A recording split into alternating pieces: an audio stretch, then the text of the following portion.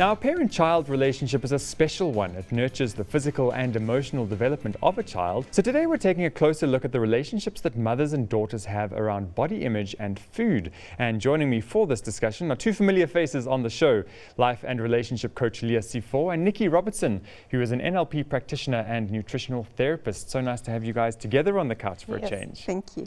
Now, let's just talk about this idea of mothers projecting their ideas and their ideals on their daughters. How dangerous is this if it becomes too much of a focus? Maybe I'll start with you, Leah. Look, I think that parents in general project their desires, their wishes onto their kids. You know, parents want their children to do well at school because it reflects on them.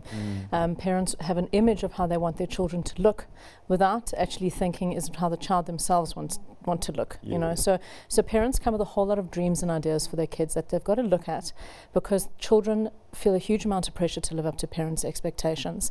And in the formative years, especially in the early, primary school time frame, all of your belief systems about yourself are being created. All of what you believe to be right and wrong and your sense of self and your confidence and your self-esteem is being created.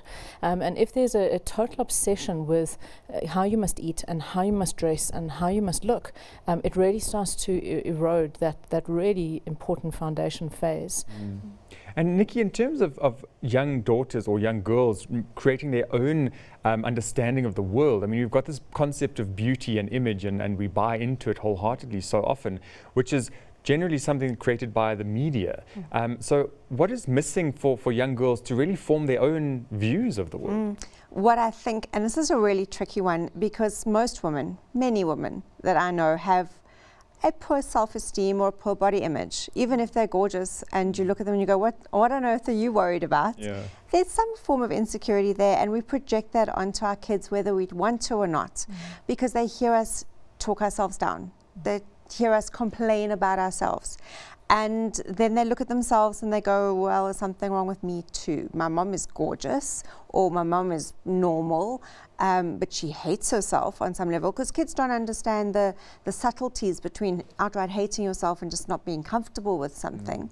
And it starts almost like them questioning their own physicality or sense of self-worth. And then you've got the online, the media stuff on top of that, and they go, wow, I don't look like any of these people either, surely something must be wrong with me. So we start planting seeds of doubt without even knowing it, and that can be a big problem later on. Absolutely. And Leah, in terms of the conversation between mothers and daughters around body image, what sort of discussions should mothers be having with their kids?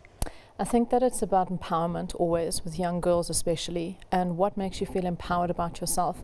I find with girls, empowering them to feel strong in their bodies in terms of being an athlete or doing a sport or being physically powerful is a really good way to talk about what fuel should you be putting in your body to be able to do that gala, to be able to go and do that athletic race, and educating your daughters about what all the food groups are. They read one article saying carbs are bad and you must never touch carbs, and it's nonsense.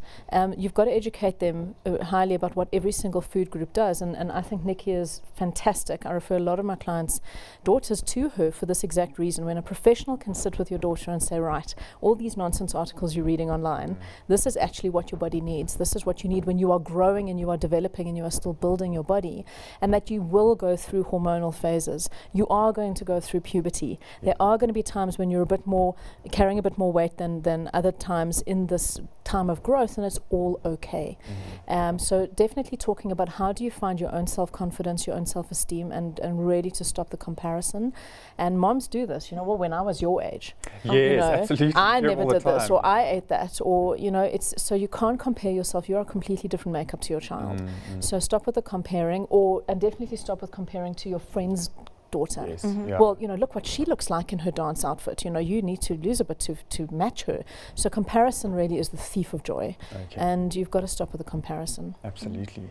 Nicci, in terms of food as a reward, I mean, we've spoken about this in previous occasions in a different context, but moms reward themselves with a treat of some kind, but also with kids, it's like, oh, you did well in your exam, here's an Of ice course. cream, or here's a chocolate, or something like that. So how do we break these patterns of food as reward, or change the perception of the bad food as a good reward? Maybe something else is a better reward. So yeah, there's on the one hand, we make it better with treats. So if you're sad or miserable, we go have a chocolate, or don't worry, here's an ice cream, you'll feel better.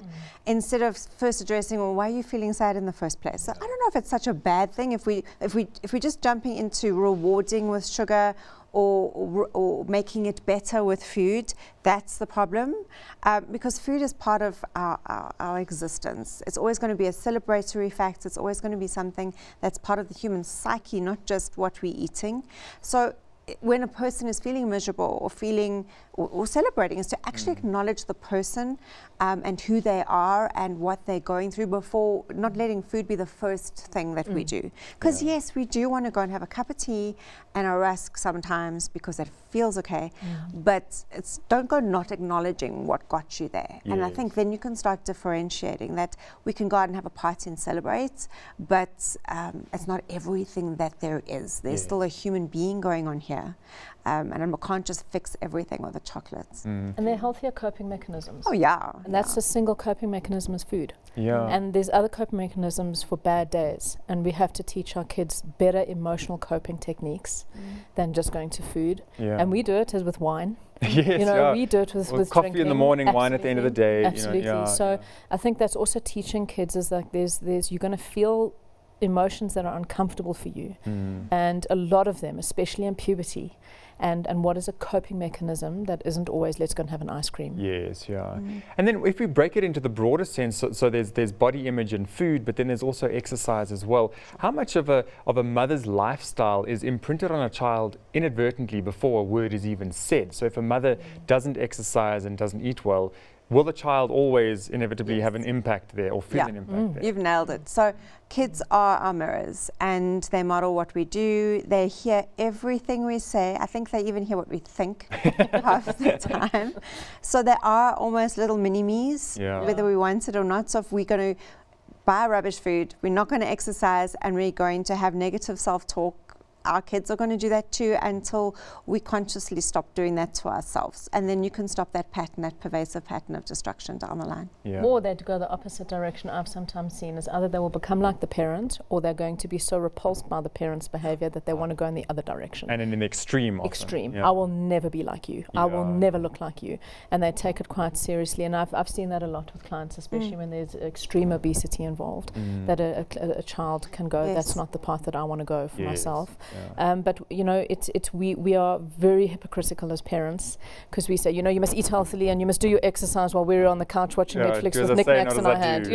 Exactly. So we have to absolutely mimic. And I said, like, that early childhood development phase is really where we map our coding and our programming for our beliefs, and what we see, we do. So you've got to be very awake that you're in alignment with what you are saying, and what you are doing has to be the same thing. So true, so true. I have so many clients who come to me with what they call problem children. There's no problem children, there's problem parents.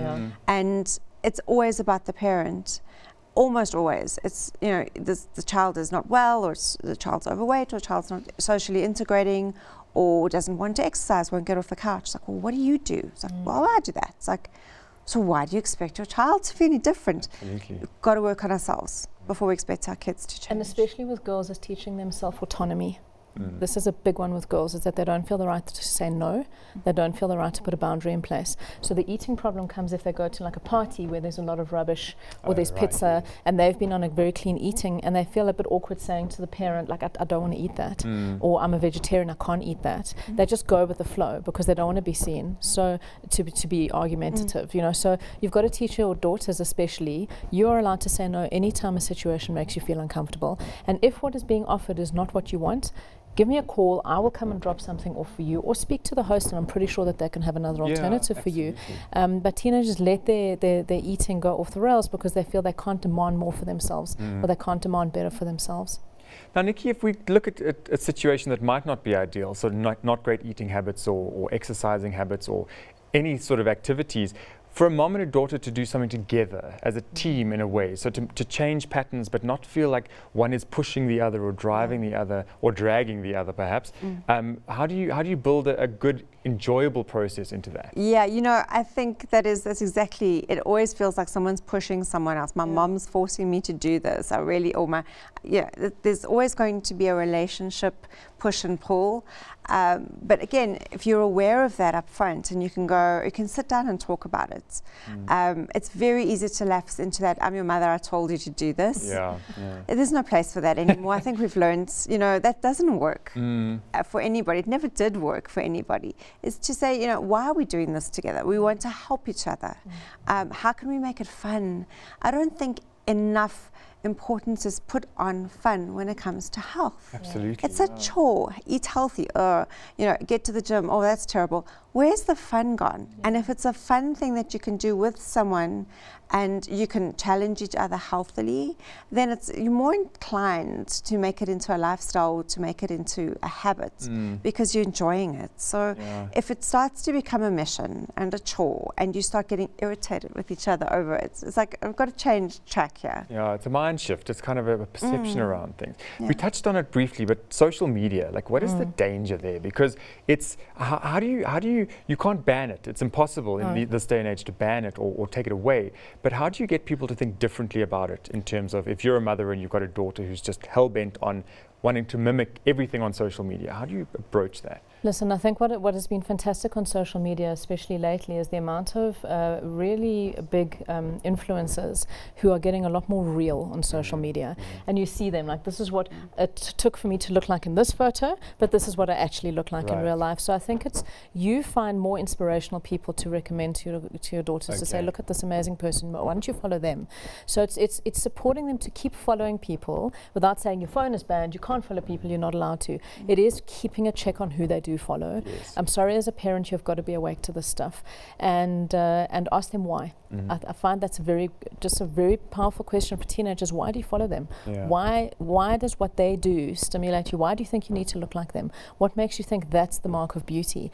So you want to engage critical thinking in your kids of why they're following. But yes, you know, they haven't developed that kind of frontal cortex in their brain, and they don't have the ability to restrain themselves or moderate their own behavior. So sometimes you've got to be the witch and you've got to say, okay, it's now been 3 hours, I'm taking your phone away. They're never going to regulate that for themselves. Absolutely. Well, ladies, thank you so much. Such an important conversation, I think, on all levels. So thank you for sharing your insights. Great to have you with us. Thanks. Lovely.